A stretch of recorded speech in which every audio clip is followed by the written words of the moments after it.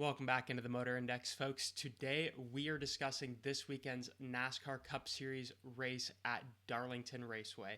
Um, Obviously, in my opinion, this is one of the best racetracks on the schedule. I think a lot of fans would definitely agree with that. And that goes as far as, racing's concerned, as far as, you know, race day experience. I have not been lucky enough to go to Darlington yet, but it is certainly high on the bucket list as far as NASCAR tracks are concerned for so many different reasons. But I think the biggest thing that stands out to me is just how awesome the racing is here. Um, really similar to like a Homestead. Obviously, I think all you guys know this, but fastest line running around the high line right up against the wall. And we've seen it over the years. The same guys are always in the mix at this racetrack, so somewhat of an easier one to predict, you would think. But sometimes this track can throw you for a loop, just like it did last time we were here when we had Chase Briscoe come seemingly out of nowhere. I mean, he was running within striking distance the whole day, but it was just looking back at the fall, it was the Kyle Larson beatdown for the first like 80% of that race, and then you get I don't even remember how this haul played out, but you ended up getting that restart where Chase Briscoe and Kyle Busch made their move on Larson, and then that was the battle for the win, was between those two, with Chase Briscoe coming out on top and clinching a playoff spot for himself in the final race of the regular season last year. Uh, the fall race here at Darlington will be the first race of the playoffs back to where it usually had been the past couple years. Obviously, last year it was like I just said, it was the cutoff race before the playoff.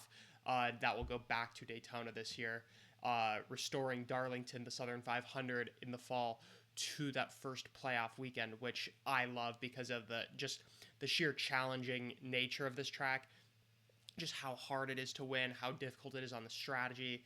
So many things have to go right to win here. Really, really brings out the best in every single driver, and the cream rises to the top, which that's something we've kind of seen recently with, Denny Hamlin winning last week, leading over 270 laps, or Kyle Larson, grinding his way through it, but getting the job done at Homestead, where we kind of all expected him to get the job done. And then, yeah, so the cream has certainly rose to the top, and that's kind of what Darlington does bring to the table. If you do look back at this race last year, Brad Keselowski was able to win this race, sure, off of, Chris Buescher, and I believe it was Tyler Reddick having that battle there at the end, coming to the white flag and allowing Keselowski to pass for the win. But that is not to say that Keselowski won't be in the mix. Keselowski has a very sustained history, even especially within the past few Darlington races, of being competitive and in the mix, even if he wasn't winning. So that was by no means a fluke as far as Keselowski is concerned. I definitely think Keselowski will be in the mix, but this track does have that nature where, yeah, the best drivers are going to run up front and the guys who are best at this type of racing, but it does have the potential to throw you for a loop. So this is just why you love Darlington so much. You have no clue what you're potentially walking into. You could be walking into, a beatdown either by Larson, but Larson, who's done it before, or you look at I think back a couple of years ago when Truex just laid an absolute beating on the field, or you can end up with these dogfights, and you don't really have a clear idea until late in the race of, okay, who's going to be in the mix for the win here. So yeah, love Darlington so much for that reason. I think pit stops are going to be a huge factor this week, as they always are at this racetrack, with just how much the tires just get shredded by the track.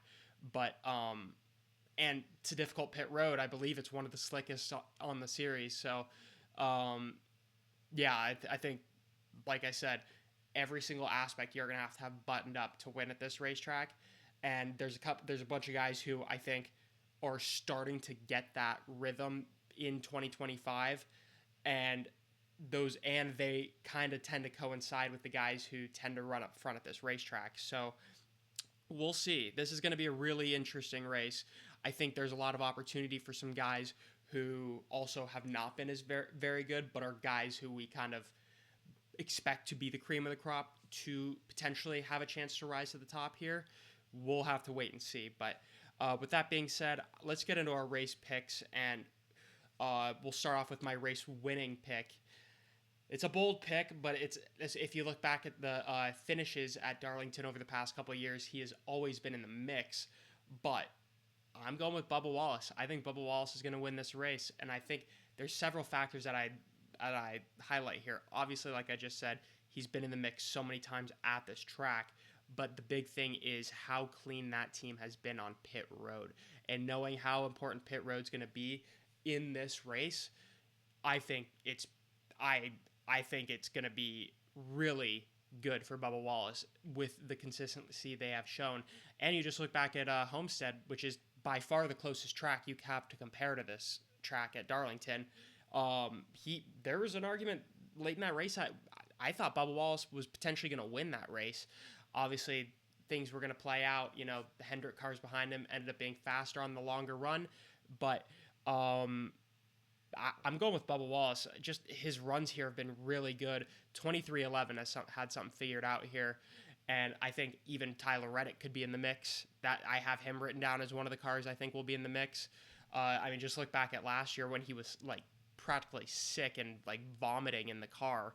Was still able to win the regular season championship by 1 point. So, yeah, as long as you don't end up in a situation like that again, if you're Tyler Reddick, I mean, I think he's obviously going to run in the top 5 or 10. So,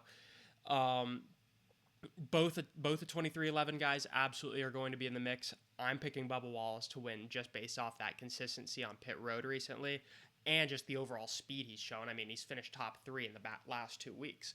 So, yeah, I think he's got a great shot. Even if Bubba's not going to win, he'll be in the top 5. I'm pretty certain of it. Two guys who I'm also very certain will be in the top 5 are Kyle Larson and Denny Hamlin.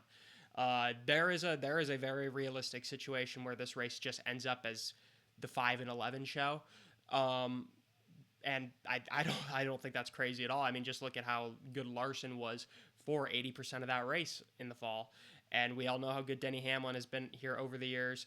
Larson's won here before, so. Yeah, I mean, very realistic scenario where that's the battle all day on Sunday. We'll just have to wait and see. But some more sleeper picks, and I mean, I guess not really a sleeper pick given he won last time we were here, but Chase Briscoe. And if you look back further than that, Briscoe tends to run in the top 5 or 10 at this track. Even when he wasn't with Joe Gibbs Racing, and now with Joe Gibbs Racing. I mean, I do get that the 19 car with Truex did not run very well in those final races at Darlington, but I mean, look how good Chase Briscoe's runs have been, and the 19 car has won before at Darlington, even if the past couple races it had not. But I absolutely expect Chase Briscoe to be in the mix, 100%. Ross Chastain, another guy who I think will be in the mix. Solid run last week. I think he finished 6th last week at Martinsville.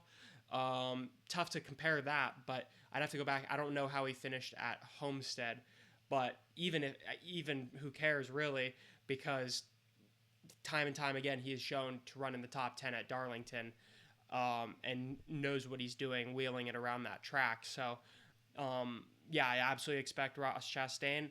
And then, as I kind of mentioned earlier with Keselowski, I think Buescher and Preece, all 3 of those RFK cars will probably be in the mix at some point, because just look at the history of those cars and look at how consistent Preece has been over the past couple weeks. I mean, 3 straight top 10s, like that's unheard of for especially Ryan Preece, but RFK Racing too. So yeah, I could absolutely see that being like 8 of the top 10 is being or what would that be? 8 or 9 of the top 10, all the drivers I just mentioned. So, yeah. So with that being said, thank you all so much for watching. Please like and subscribe and tune in for the remainder of my coverage this week heading into Darlington. Thank y'all. God bless.